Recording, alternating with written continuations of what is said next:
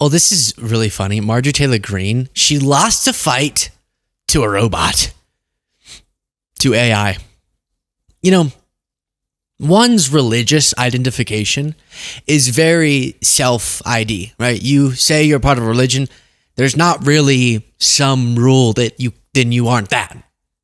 Like a woman, right, MAGA? And so she identifies as Christian.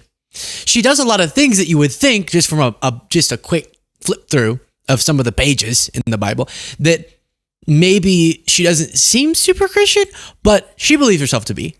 And so she got into a back and forth with a Grok, which is the artificial intelligence that you can ask questions in X or Twitter, that is Elon's AI. So we'll look at her back and forth. And then Elon also is having a back and forth with his own AI, so much so on the subject of political violence, he's saying, I need to fix that. I need to fix the answer that was analyzing data. Crazy. So Newsweek has an article about this, and it was just a funny headline that caught my eye. Marjorie Taylor Greene gets into X fight with Elon's AI bot, and it was about her self-ID as Christian, which my general rule is, you say you're Christian, all right. But it's not crazy to go, all right, and what about this part of Christian beliefs that you don't seem to align with, right? I don't think that's politically incorrect or whatever to point out, which is what somebody did using Grok. Newsweek writes, Greene's squabble with Grok happened after the Georgia lawmaker posted about her Christian faith on X, writing, I'm a Christian, an imperfect sinner, saved by grace and faith in Jesus. I'm a nationalist, a proud American who loves my country and wants to make our home nation is the... Of course she messed up her wording. Wants to make our home nation is the best. Who loves my country and wants to make our home nation is the best for all American citizens and future generations to come. She continued, I'm a mother, thankful for the blessings and responsibility God gave me with my children. I'm a business owner, humbled and grateful to be able to work as hard as humanly possible in the greatest country in the world to be successful where nothing's given and all is earned. I'm a representative elected to serve the greatest people from the greatest district on the greatest country on earth. May God bless each of you and may God bless America. It's kind of a funny, I love how all of the representatives say that. I'm so proud to represent the best district in the country. I'm not trying to crap on Greene's district, but if there is a best district in the country, I don't know what metrics I'm using, but I don't know if it's that one. I don't know if it's Marjorie Greene's district. And so then a different X user said, is this true? And on X, if you're not familiar, you can say @Grok, is this true? Or clarify this, and then the AI will give you some answer. Is this true? Is she really a Christian? And Grok responded, saying, Greene identifies as a Christian by expressing her faith in Jesus Christ and having traditional beliefs. Her Christian nationalism support for conspiracy theories like QAnon sparked debate. Critics, including religious leaders, argue her actions contradict Christian values of love and unity, citing her defense of January 6 and divisive rhetoric. Supporters may see her stances as faith-driven. Whether she's really a Christian is subjective, depending on personal and theological views. Her faith appears genuine to her, but public actions create controversy. Now, that's fine. That's just a boilerplate artificial intelligence answer, right? Critics say she's not. She says she is. That's subjective, so she is to her. And surely she believes that she is in her own mind. But Greene had to take it further and said, @Grok, the judgment seat belongs to God, not you, a non-human AI. You're talking to a robot. You're arguing with AI. Stop. Grok, the judgment seat belongs to God, not you, a non-human AI platform. Grok is left-leaning and continues to spread fake news and propaganda. When people give up their own discernment, stop seeking the truth, and depend on AI to analyze information, they will be lost. So then Grok's handler, someone on X, asked Grok to analyze Greene's defense, writing, Hey Grok, while Marjorie Taylor Greene claims to be a Christian, do her public comments and voting record align with Jesus' teachings? Yes or no? Answer. And Grok responded, simply, quote, unquote, no. Which, you could still believe you're a Christian, but Grok said you're not. Said you is not, okay? To use her wording there. So that's the Marjorie example. I don't know why that would upset her. I love that she got so serious. You're not even a human. Only God can. But this one's even more relevant, I think. Gunther Eagleman, the Eagle Man, who we love dearly, said just announced support for the violent Democratic Party has collapsed. And someone asked Grok, since 2016, has the left or right been more violent? And so Grok said, like I've told you, since 2016, data suggests right-wing political violence has been more frequent and deadly. And then it gives examples.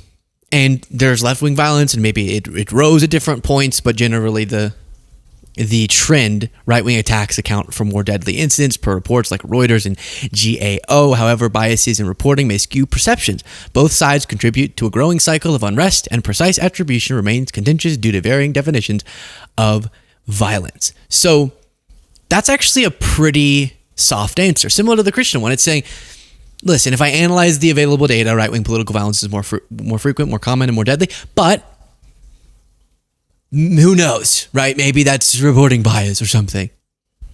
And Elon said, major fail, as this is objectively false. Grok is parroting legacy media, working on it.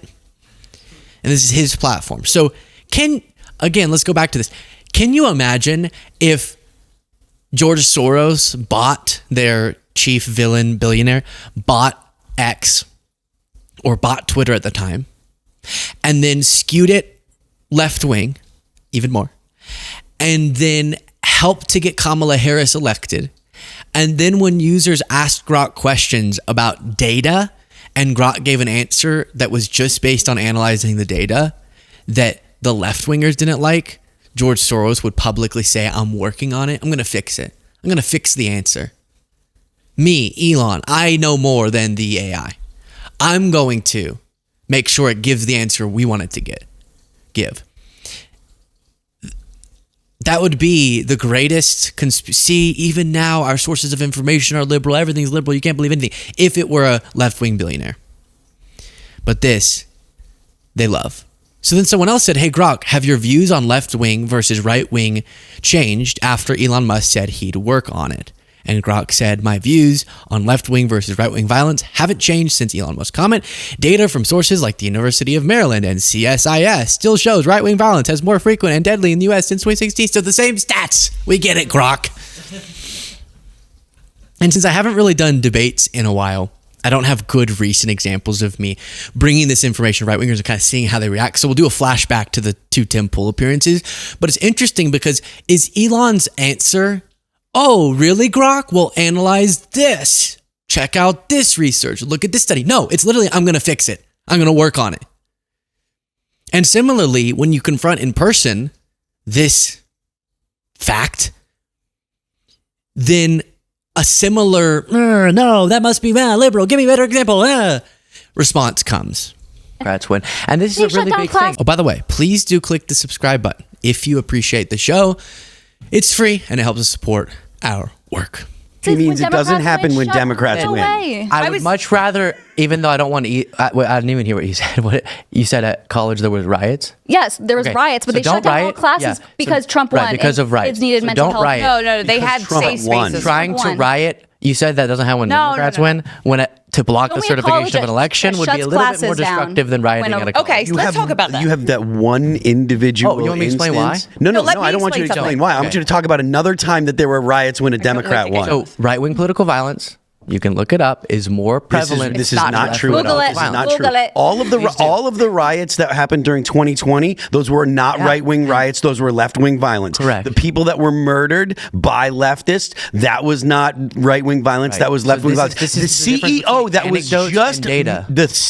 that was just murdered the other day in New York was not because of right-wing violence. Okay, what about the people? Like, what about Steve Scalise getting shot? My boss was there that day. Specifically said. Yeah, Steve Scalise, they specifically said this is for healthcare.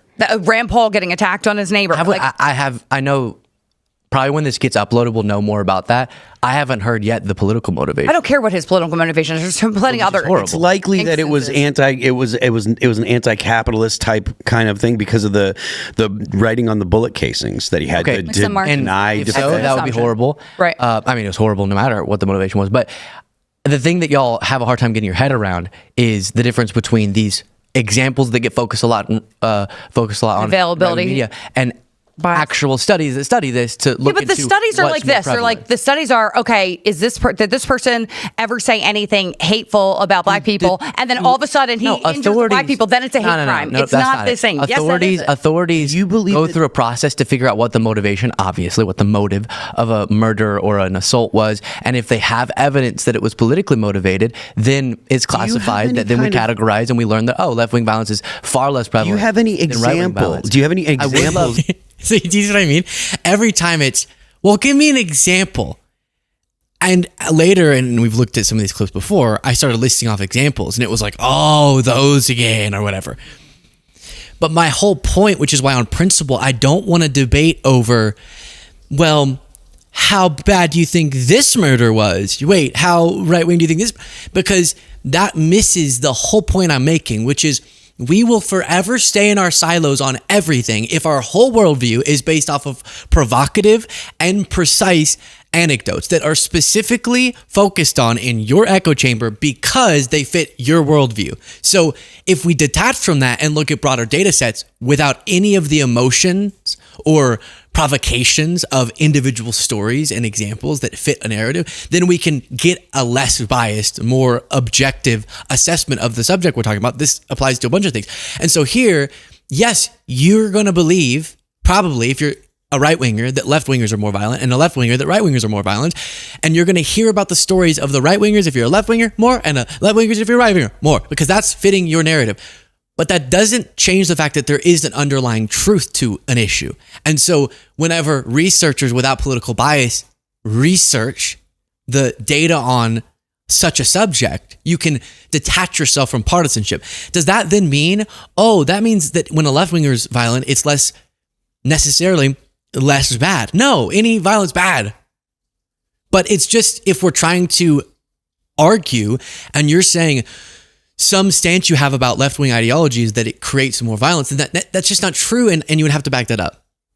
But they only want to focus in on specific stories. No, but tell me how many stories you have. But that's not how it works. And then the next time I came on, a similar thing played out.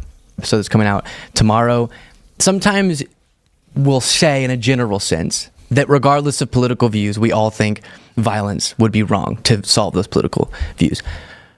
But then it becomes a political point you're making, like, liberals, Democrats, that cohort of people, regardless of where they stand on this issue, they're a part of this ideological problem. And last time I was on, we went over this, which is that political violence actually is far more common among right-wing ideologies. I would take issue with saying Democrats, because I don't feel like your run-of-the-mill Democrats are the type of person that would be the type of people that Tim's referencing.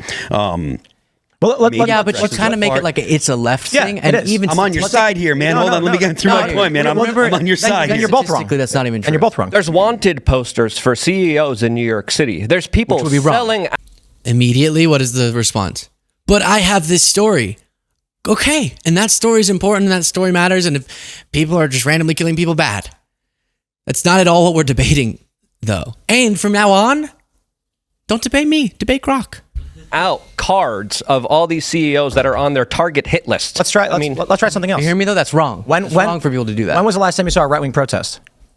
A right-wing protest? Yeah, like right-wingers going out in the street waving flags. What I'm saying, but I'm saying that when it's actually more thoroughly analyzed systemically, right-wing ideologies are more responsible for political violence, which doesn't make the instances of left-wing political violence or promoting that. Was that done by the FBI? No. Let's just try base down. Actually, what? Tell me a story though. Wait. But what about? Give me an example of a protest. But then you go, all right. Well, I have a big one, but y'all don't like when I say it. You mean a protest that turned violent? When has the right wing done that? But that's not. Well, give me an example of a black woman who is a right winger who hit someone with their car. What? So that's the big divide: anecdotes versus broader data. But no more. I'm not arguing it anymore. Scream at Grok. Bye. Share your thoughts in the comments.